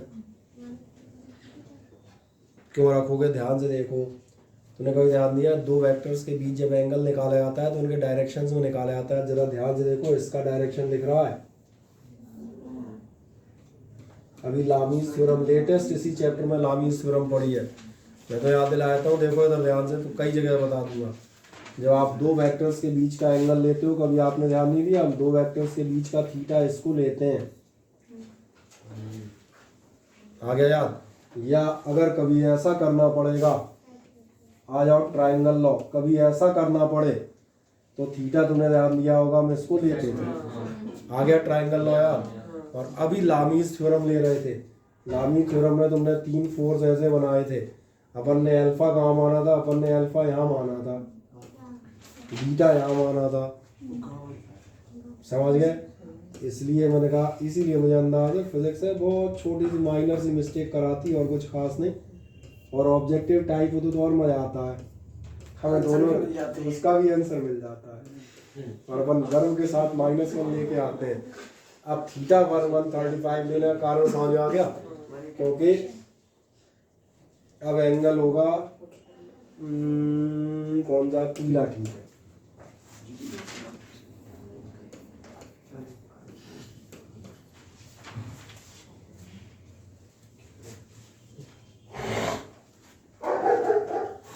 अब इसको निकाल लोगे बस, इसके बाद वही रखना है और कुछ नहीं।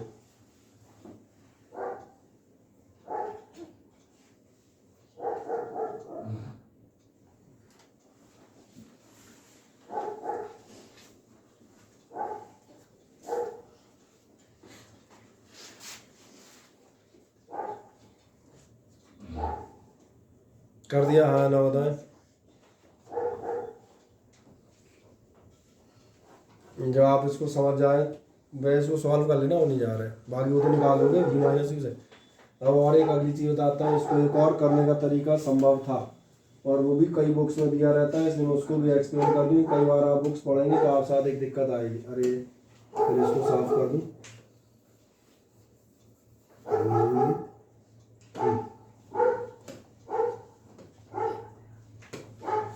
और वो तरीका ये ज़रा देखो ध्यान से, ये आपका u है, हम कह सकते हैं इनिशियल वेलोसिटी है आपकी u,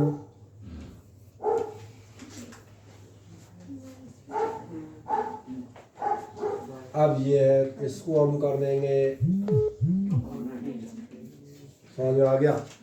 फाइनल वेलोसिटी है v cos 45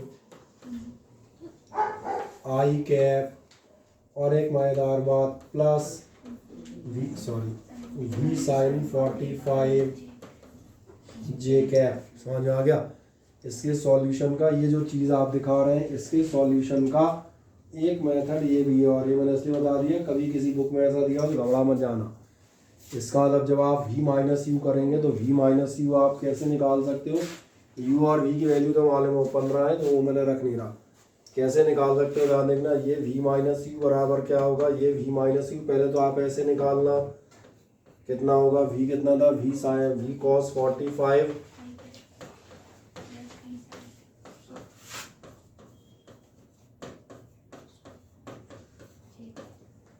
और माइनस uj कैप, समझ में आ गया। अब ध्यान देखना, इसका वाला भी वेक्टर निकल आएगा, कितना निकल आएगा, कुछ आई कैप निकलेगा, आई कैप क्या निकलेगा, वो तो वही v cos, वैसे मैं ज़बरदस्ती v cos 45 लिख रहा हूँ, 15/√2 ही लिखा जा सकता है, तो केवल आप समझाने के लिए लेते आ रहे हैं, इतना लंबा जाएगा नहीं, वैल्यू रख के करोगे एक सेकंड निकल आएगा, दिख रहा होगा 15/√2 है। और क्या होगा ध्यान देखना, प्लस ये चीज़ आपकी आ जाएगी 15/√2, चलो इसको मैं लिख देता हूँ, ये होगी 15 ही था ना,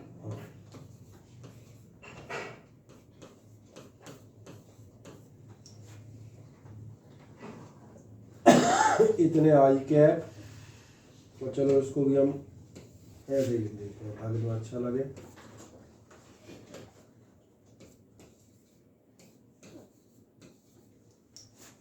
ये v - u आ गया आपका। अब इसका मॉड कितना आएगा, ध्यान जा रहा है, इसका मॉड आएगा this square plus this square, तो भी आप वहाँ पहुँच सकते हो। ये मैंने इसलिए बता दिया क्योंकि कुछ बुक्स को जो आप ट्राई करोगे उसमें जो है लंबे मेथड से दिया है, कंपोनेंट करके तुम कहोगे सारे जो कंपोनेंट किए ये क्या किए, मैंने कुछ नहीं किए, इसको मैंने जे कैप लिख दिया, उसको आई कैप जे कैप में लिख दिया, दोनों सब्ट्रैक्ट कर दो निकल आएगा। इस वेक्टर का मॉड निकालना तो मालूम है, √(r(x² प्लस, बस ये थोड़ा लंबा हो जाता है तो उससे बेहतर है आप इसको डायरेक्ट ऐसे निकाल लो, कोई दिक्कत किसी को, इसलिए मैंने उसको एक्सप्लेन कर दिया। बोलो कोई डाउट हो मुझे बताओ, बोलो बोलो बोलो आदित्य शर्मा। कुछ नहीं, वो अजीब सी वैल्यू आ रही। कहा आएगी, नहीं वैल्यू अजीब सी नहीं आएगी, वो तो इसमें भी स्क्वायर करोगे तो अजीब सी को आएगी, तो 225/4 आएगी, ये 25/4 आएगी, 2 आएगी। हाँ सॉरी 2 आएगी। हाँ, तो उसी से बन गई। क्यों? तो वो तो इसमें भी होगी बेटा। नहीं, वो उसमें भी वही हो रही है। वो हमारी से थोड़ा निकली है। अगर गंदगी बचानी है तो एक काम कर दो, इसको उठा के 45 या 60 कर दो। जब ऐसा लगे गंदी वैल्यू आ रही है, क्योंकि किसी एग्जामिनेशन का क्वेश्चन है, साफ बताओ, अपने तरफ से कुछ नहीं है, किसी ना किसी एग्जामिनेशन का कॉपी पेस्ट है, तो ऐसा लग रहा हो गंदी आ रही तो 45 का 60 कर लो, सबसे बढ़िया। कॉस में सबसे अच्छी 60 होती है, 1/2। पूरा सा। जैसा √2 सब गायब हो जाएंगे, फटाफट कैलकुलेशन हो जाएंगे, तो ऐसा कर लो। अगर इस वाले को सॉल्व करना है, इस वाले को सॉल्व करने के लिए थोड़ी देर के लिए इसको 60 डिग्री मान लो, उससे सॉल्व कर लो, खत्म बात। क्योंकि अपने को सॉल्यूशन सीखना है, वैल्यू थोड़ा सीखनी है। भैया √2 का स्क्वायर कितना होता है तो बहुत पैमाने सीख गए। चले तो इसको हम हटा लें। अब एक देखें आप, एक नेक्स्ट क्वेश्चन कह रहा है, ball of mass this much thrown against a wall is strikes the wall normally with a velocity of 30 metre per second and rebounds with a velocity of 20 metre per second. Again आप देखें same question है आपके लिए, concept same है। और देखिएगा, एक ball आपकी क्या होती है, एक बॉल आपकी जो है ये आती है और इसके बाद जाती है। Ball of mass 0.1 kg, mass आपको दिया है यहाँ पर 0.1 kg, strikes ball normally with a velocity of 30 metre per second, यानी ये वेलोसिटी है 30 मीटर पर सेकेंड, और रिबाउंड्स विद ए वेलोसिटी ये आपकी दी है 20 metre per second. Calculate the impulse and the force exerted. अपने को निकालना है इम्पल्स और फोर्स एक्सर्टेड, 1 सेकेंड में निकल आएगा। इम्पल्स बराबर कितना होता है, ये बराबर होता है mv-u, इसलिए इम्पल्स बराबर होगा m, कितना रखोगे 0.1 ग्राम, v आप कितना रखेंगे, देख रहे हैं दोनों एरोज पे लिखे हुए मैंने, इसीलिए बाद का कितना रखोगे 20, और पहले का कितना रखोगे हैं 30। बस इसी गलती को सुधारना था। अब भी नहीं समझ में आया?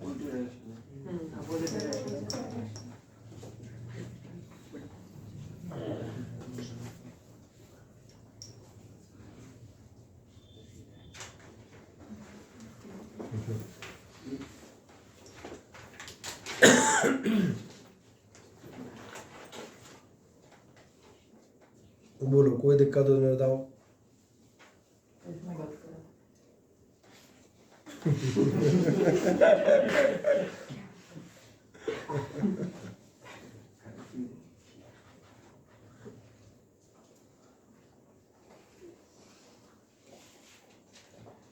इससे जो है वो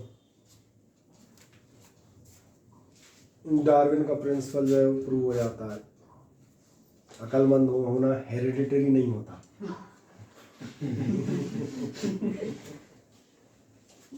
ये एक्वायर्ड कैरेक्टर होते हैं, जेनेटिकल नहीं होते। जेनेटिकल तो बस बीमारियां होती हैं।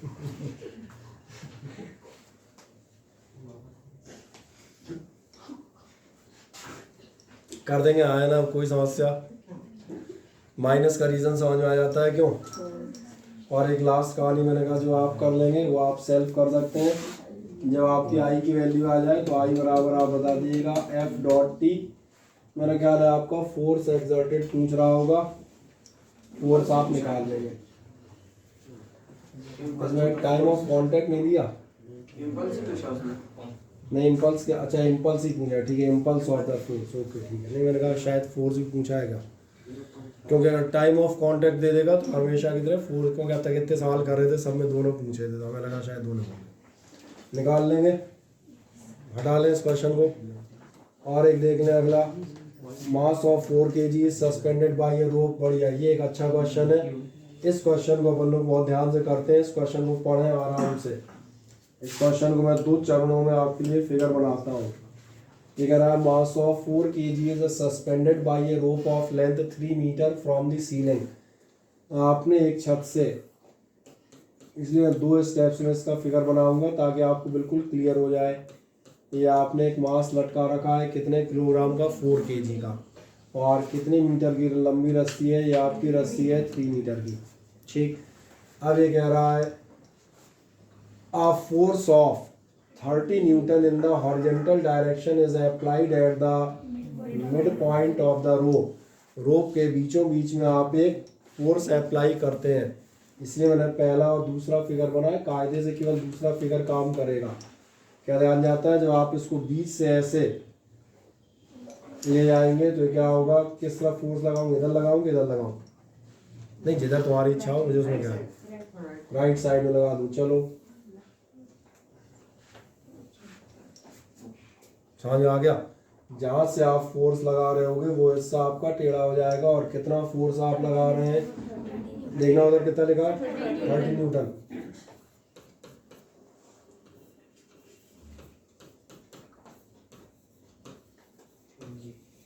ये mg लिख दिया, जो भी होगा बाद में देख लेंगे क्या मास था। क्या आप इस फिगर से सेटिस्फाइड हैं? आना है, दोनों का पेयर बना दिया। और कह रहा है at the mid point what is the angle of the rope makes with the vertical.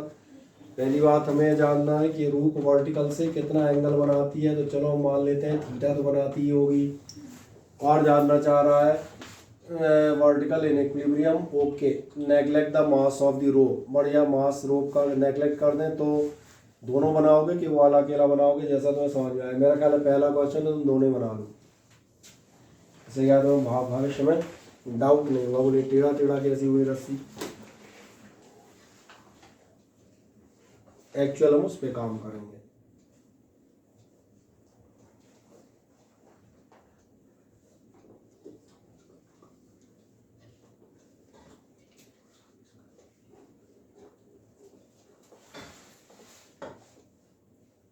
चलो जब तक तुम बना रहे हो तब तक मैं इस पॉइंट को गोल गोल कर देता हूँ।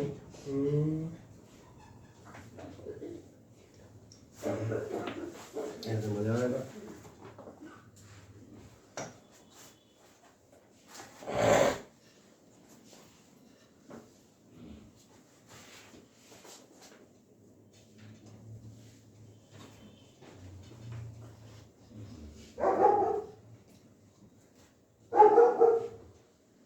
तुम लोग जो कहीं कहीं और लगे लेते हो, तुम्हें बोर्ड ऐसी साफ मजेदार नजर आता है। तो तुम लोग आइडिया के नेटवर्क पे चलने वाले लोग।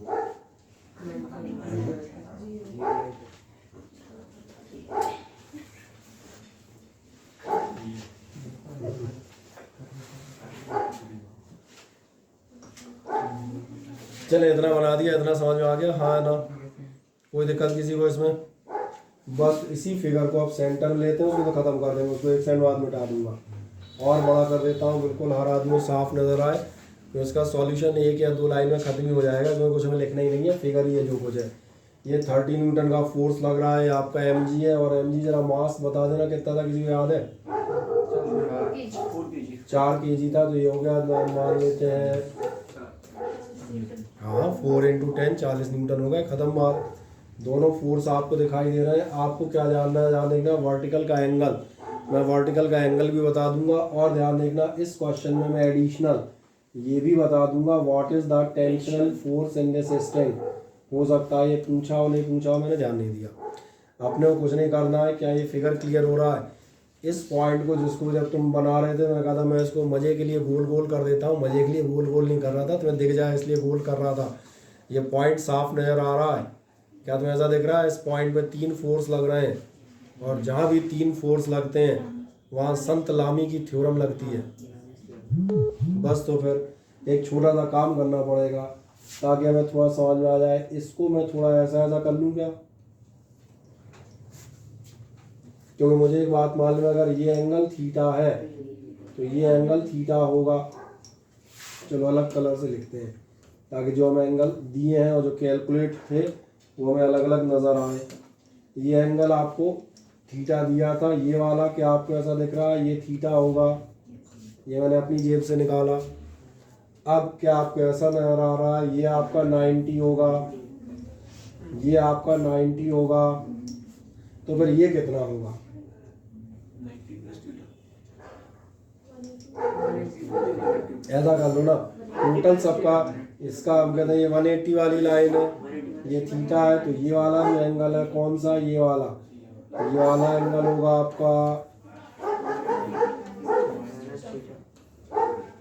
हाँ या ना, कोई समस्या। अब बस एक सेकंड इधर देखो, क्यों मैंने कहा था इसका सॉल्यूशन एक या दो लाइन में कंप्लीट हो जाएगा।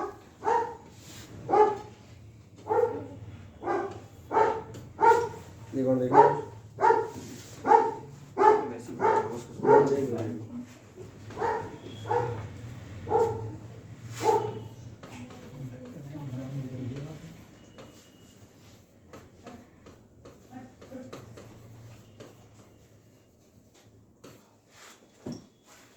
तो ये भाई एंगल समझ में आ गए थे कि नहीं? बस मैंने एंगल्स की चर्चा की थी। एक थीटा मुझे यहाँ से मिल गया, 290 मुझे दिखी रही थी, वो तो मैंने वर्टिकल लाइन में एक्सटेंड की थी।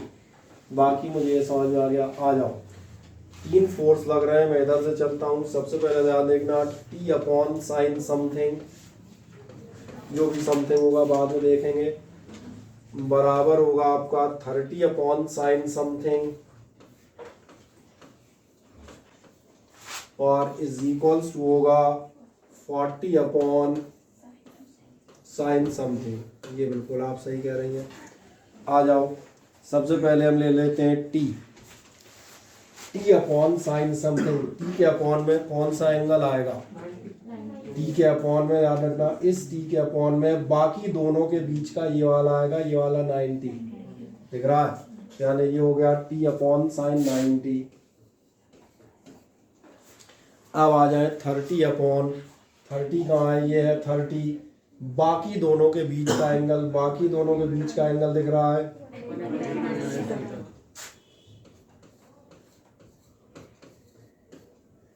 अब 40 अपॉन, ये है 40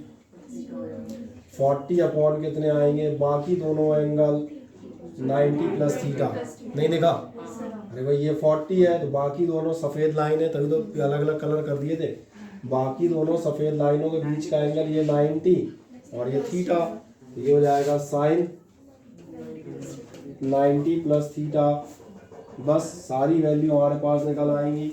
एक बार इन दोनों को ले लो, एक बार इसको ले लेना। चलो पहले अपन ले लेते हैं हमारे, चलो नंबर वन हम लेते हैं 30 अपॉन साइन 180 माइनस थीटा कितनी होती है? 90 to 70 पे इंटरचेंज होते हैं, ये ध्यान रखना मेरा।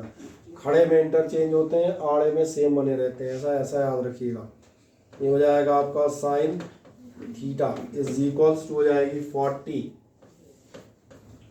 अपॉन 90 पे इंटरचेंज हो जाएगी। समझ में आ गई मेरी बात? और देखो ध्यान से, तुम्हारा आधा आंसर आ गया। नहीं आया, इसका मतलब आप कह सकते हैं टेन थीटा बराबर होगी 3/4, और ज़्यादा करना हो तो थीटा बराबर कितनी हो जाएगी? Tan inverse 3/4। सही है?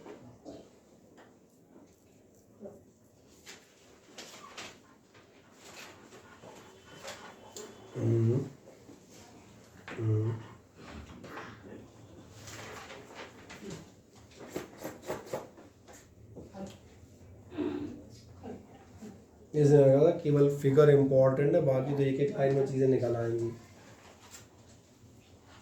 अब एक और मज़ेदार सवाल पूछूंगा इन दोनों से, क्योंकि इन दोनों में थीटा ही थीटा थे, तो इनसे मैंने थीटा निकाल लिया। अब चाहे इससे चाहे उससे उसको कंपेयर कर दो तो टी निकल आएगा, क्योंकि उस वाले में टी है, ठीक है ना? साइन 91 होता है, तो मालूम है ना? चलो यहाँ तक है, आप पहुँच गए, मुझे बताएं। आ जाओ, टी इज इक्वल्स टू कितना हो जाएगा? टी इज इक्वल्स टू हो जाएगा 30 अपॉन साइन 180 माइनस थीटा, यानी कि साइन थीटा। हमें बताओ साइन थीटा की वैल्यू कितनी होगी?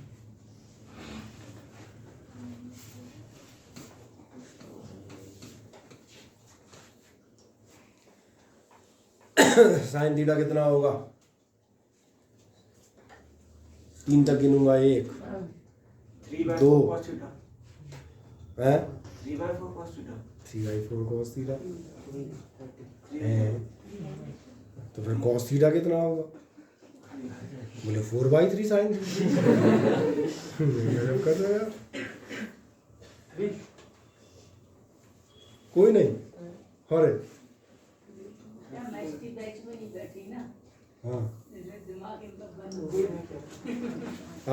अब किसी को ध्यान आया?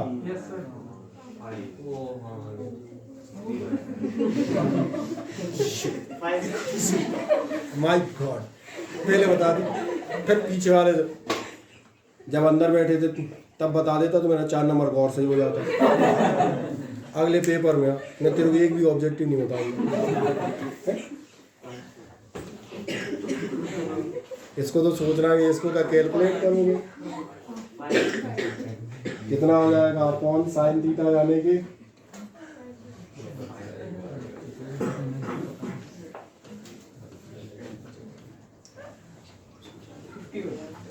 सही कह रहे हैं, ठीक है।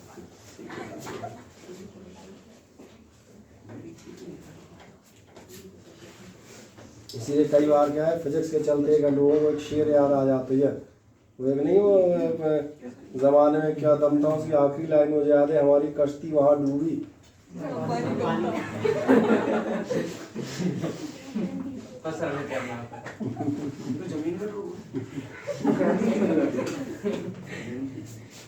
सही कह रहा हूँ ना, कई बार ऐसी जगह डूब जाता है, और बोले उसके आगे निकले ही नहीं, हो क्या था, बोले 3 4 5 ही तो निकालना था। मैदान वाले कोई फिजिक्स वाले को ब्लेम नहीं करेगा, बोले सर ये नहीं समझाया था आपने, कर ही नहीं पाओगे, क्या करेंगे। चलो बताएं, ये लामीज़ थ्योरम समझ में आ जाती है? एक आध और क्वेश्चन देखते हैं लामीज़ थ्योरम को, फुर्ती से मुझे बताएं, समझ में आ गया सभी को? हाँ है ना? ये कैलकुलेट कर दिए? ओके। चलो पहले गैस को बार अपन बात करेंगे, लामीज़ थ्योरम के बारे में क्वेश्चन देख आ गए। जी आओ इसको ले ले। अरे यार ये छोटा दिख रहा है, चलो कोई बात नहीं, देख लूँ पहले, मैं तो देख लूँ। देख तो ठीक रहा है, पर अपने को काला कर लेंगे, कोई बात नहीं, अपने बात तरीके हैं। चल एक सवाल देखें, आपसे कहता है आपके पास कोई पी पॉइंट है, इससे आपकी जो है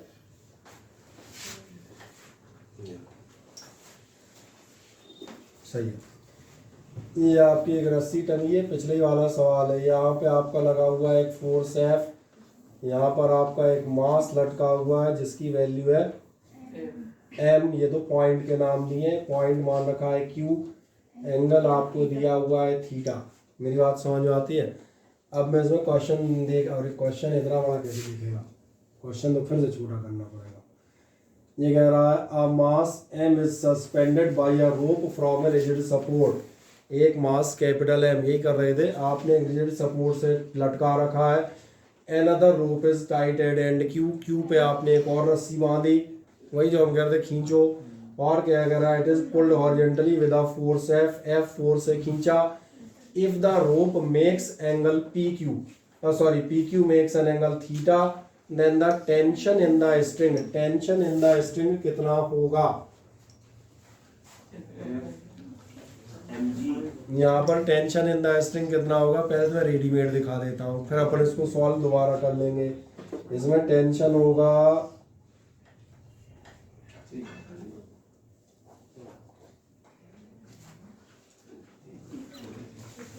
समझ आ गया?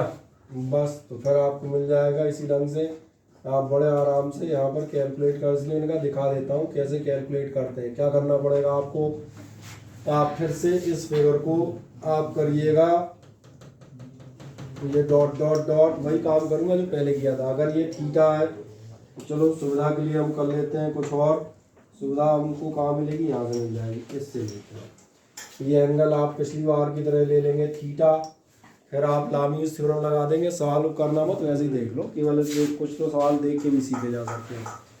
जैसे ही आपने थीटा लगा दिया, अब हमें क्या करना था, लामीज़ थ्योरम लगाएंगे पॉइंट Q के लिए। पॉइंट Q पे दिख रहा है बिल्कुल साफ साफ, इस पॉइंट Q के लिए जब लामीज़ थ्योरम लगाओगे, देखो ध्यान से, सबसे पहले हम जाते हैं, आपका T अपॉन समथिंग बराबर होगा आपका F अपॉन समथिंग, और बराबर हो जाएगा आपका m यानी कि mg अपॉन समथिंग। आ जाओ बस इन समथिंग की वैल्यूज बताओ मुझे।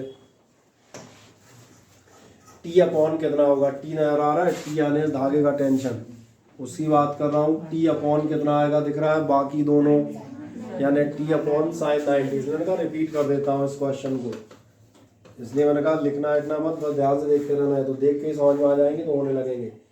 t अपॉन साइन 90 बराबर f अपॉन ये एंगल कितना होगा बाकी दोनों के बीच का 180 माइनस थीटा। दिख रहा है ये वाला एंगल, मैं लिख नहीं सकता, मैं वाइट पे हूँ, वाइट पे वाइट चलेगा नहीं, तो इसमें कहा ये कितना होगा 180 माइनस थीटा।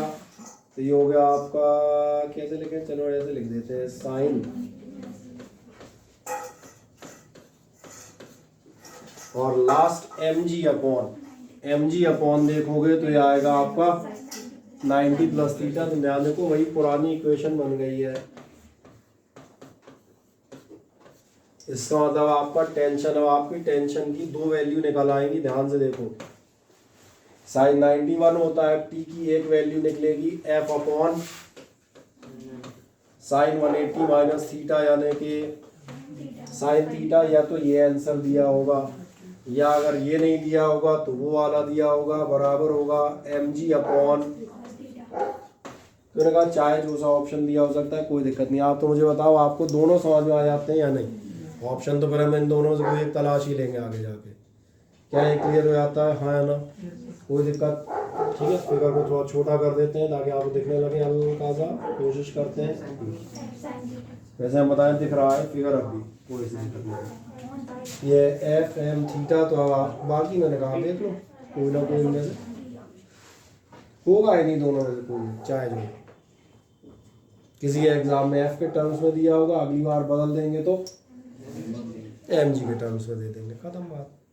हमने इससे भी टफ क्वेश्चन कर दिया था क्योंकि हमने थीटा की वैल्यू 3 4 5 जो थी वो भी निकाल दी थी। क्लियर हो गया। अब जो आप थे इसको अटके हुए थे, इस क्वेश्चन को देख लें, और इसको रोज काला करना पड़ेगा बेचारे को।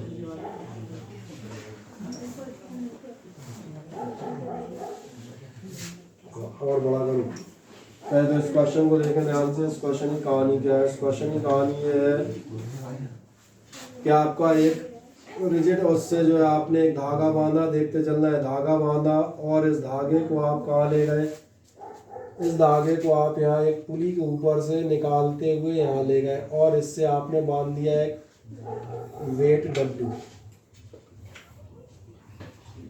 क्या है बात समझ में आ रही है।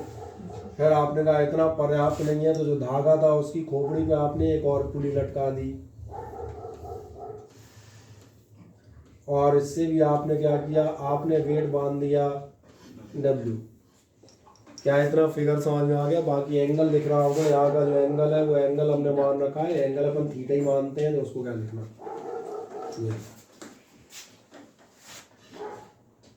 धागा सीधा बांधा था, एक पुली के ऊपर से वेट जा रहा था, मैंने कहा और मनोरंजन करना है तो एक और पुली उसके ऊपर रख दो, बढ़िया, उस पर वेट W लगा दो।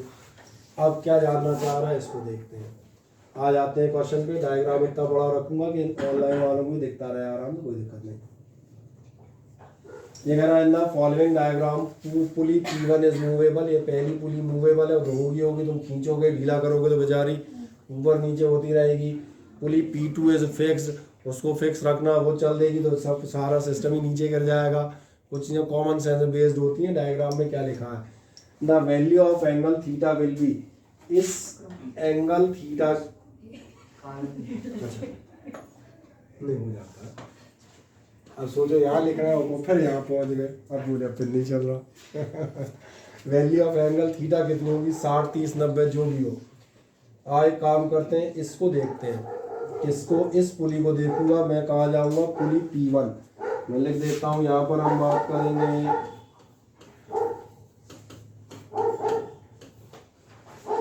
ठीक है। पुली P1 में अंदाजा ऑनलाइन वालों को दिख रही होगी, तो कोई दिक्कत नहीं है।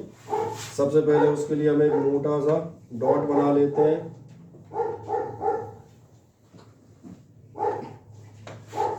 सबसे पहला फोर्स क्या आपको इस पे दिख रहा है, W लगेगा।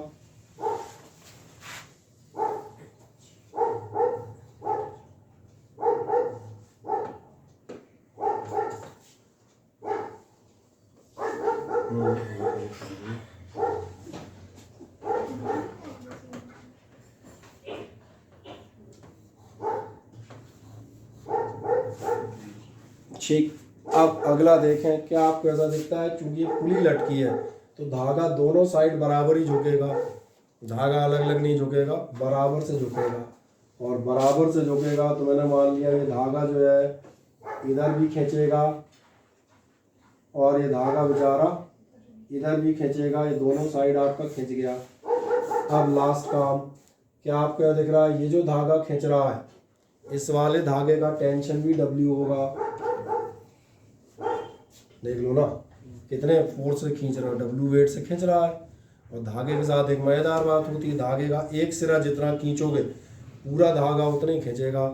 ऐसा कभी नहीं सुना होगा कि धागा इधर से खींचा तो यहाँ तो खींच गया, बीच का बोला हम नहीं खींच रहे। खींचेगा तो पूरा खींचेगा और या फिर नहीं खींचेगा। स्ट्रिंग्स के साथ एक खासियत, क्या आपको दोनों W नज़र आ जाते हैं, हाँ ना, ये देखें एक इधर का W जो मैंने कहा यहाँ से काम कर रहा है आपका, और एक आपका ये वाला W जो आपका इस स्ट्रिंग पे जा रहा है। और एक लास्ट काम, क्या आपने ये वाले एंगल पढ़े हैं जो ऑल्टरनेट कसरी के कुछ कहलाते हैं, तो बस देखें ध्यान से, ये एंगल थीटा बन रहा था। क्या आपको इतना अंदाज लग रहा है, अगर मैं यहाँ पर ऐसी लाइन खींच दूँ, और चलो मैं इसमें भी दिखा देता हूँ हल्का सा साफ करके, अगर मैं यहाँ पर इस लाइन को खींचूँ, और किस लाइन की बात कर रहा हूँ, इसकी,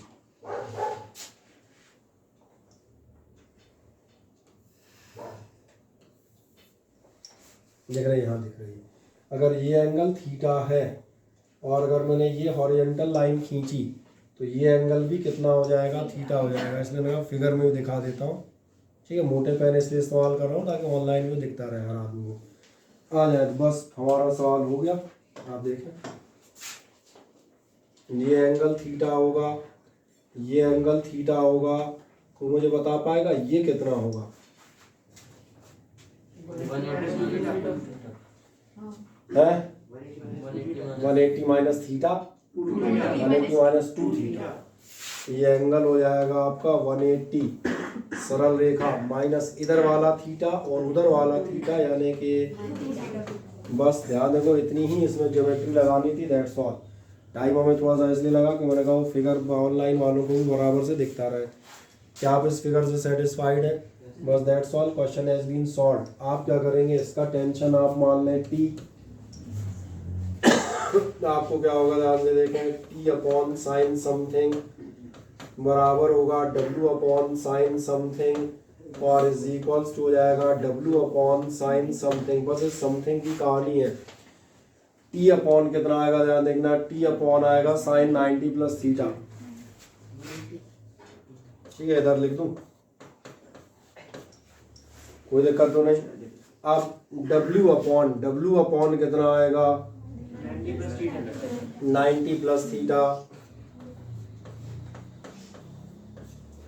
और आगे जाए अगला W, बाकी दोनों 180 माइनस 2 थीटा।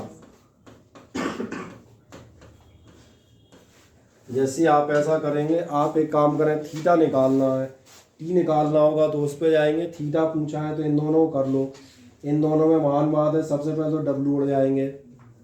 देख रहा है मैं किसकी बात कर रहा हूँ, मैं इस इक्वेशन के इस पार्ट की बात कर रहा हूँ।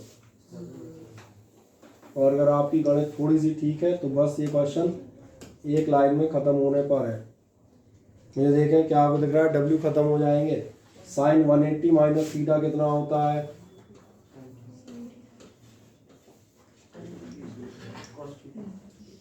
और इज इक्वल्स टू होगा साइन 90 माइनस थीटा यानी कि कॉस थीटा। और एक आखिरी सवाल, क्या साइन 2 थीटा की वैल्यू याद है? तो बायोलॉजी वाले कहेंगे हमें कहाँ से मालूम चलेगी, तो मैंने कहा प्रोजेक्टाइल मोशन पढ़िए, ओरिएंटल रेंज, समझ में आ गया। और इसीलिए अगली बार हम लिख देते हैं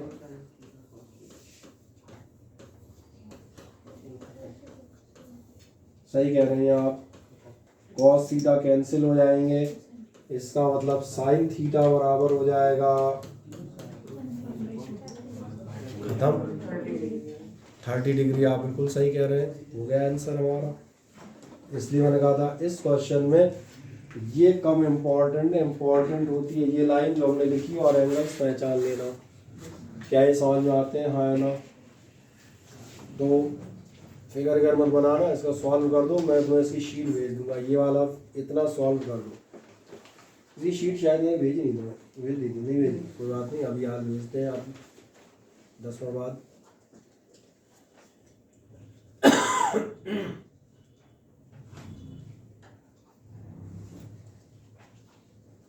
थोड़ा ऊपर कर दें।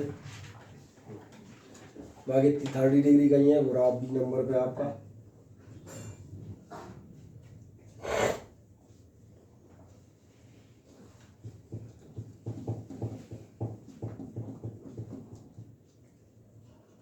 अच्छा, अब अगर कोई कहता टी निकालो तो टी कहाँ से निकालते हो? इन दोनों को ले लेना। ये कॉस थीटा में लग रहा है, ये साइन थीटा कॉस थीटा खत्म हो जाएंगे, टी बराबर डब्ल्यू आ जाएगा सीधा। नहीं आएगा लग रहा? ये आएगा। ये तो वैसे ही कैंसिल हो जाएंगे, टी बराबर डब्ल्यू ही आ जाएगा।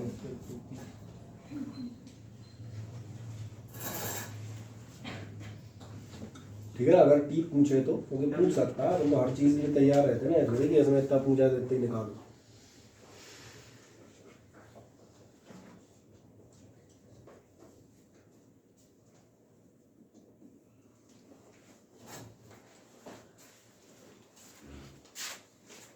कर लेंगे। और एक आधा ऐसा क्वेश्चन है, बिल्कुल है, एक छोटू सा क्वेश्चन और है, जरा इसको बताएं।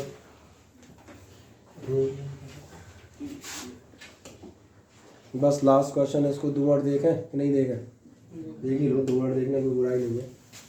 ये ध्यान देखें, ये आपका लटका हुआ है W1, ये आपकी एक पुली गई है, ये आपकी दूसरी पुली गई है, दूसरी लाइन गई है, ये टेंशन T1 है, ये यहाँ का एंगल आपको दिया गया है थीटा, ये भी आपको दे रहा है थीटा, ये आपका T2, और यहाँ से आते हुए आप आ गए W2 पे। यानी ध्यान से देखना, आपके लिए इस फिगर को थोड़ा सा ऐसा कर देते हैं। पहली बात तो इस पॉइंट को ध्यान से देखें, जिसको मैंने काला कर दिया, और काले के बजाय उसको और मनोरंजन के लिए थोड़ा सा लाल भी कर देते हैं।